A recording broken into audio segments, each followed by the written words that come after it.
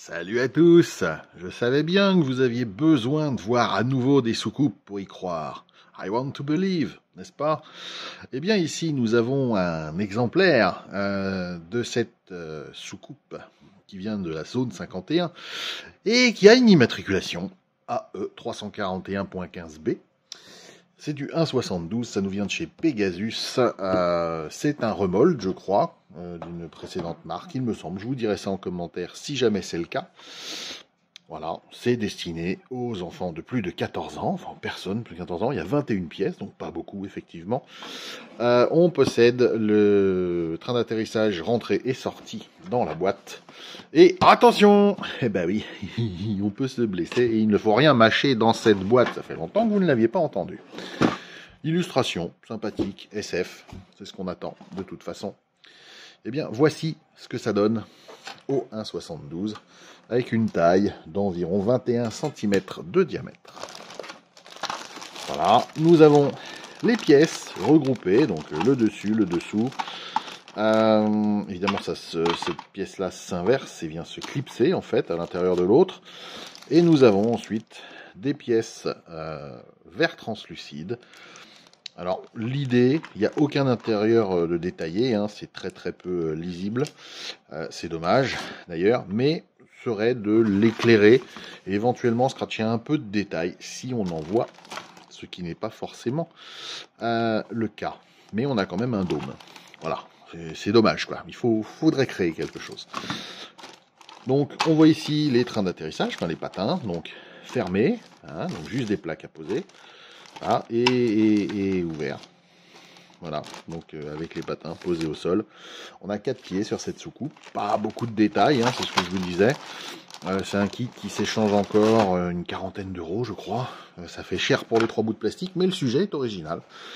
La gravure épaisse, voilà, bon, rien de transcendant, mais un modèle sympathique. Voilà, la notice, eh bien, nous dit effectivement de coller les éléments translucides sur la coupole principale. On vient refermer de cette manière avec le dessous et ensuite on met les patins. Alors sachant que quand c'est fermé, il faut couper et on ne pourra plus les remettre en ouvert.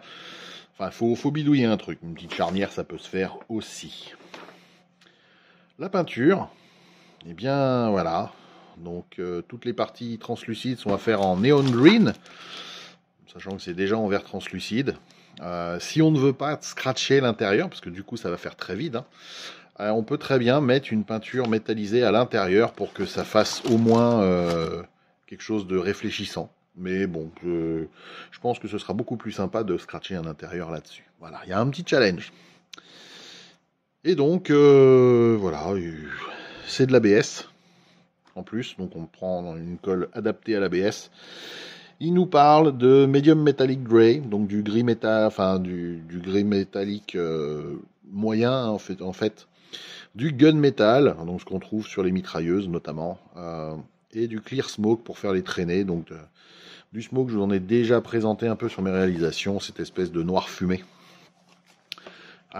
Voilà pour ce petit kit. Il n'y a pas grand chose de plus à dire à ce niveau-là. Le mieux serait de le monter, de vous le montrer. Ce sera prévu dans un futur plus ou moins proche.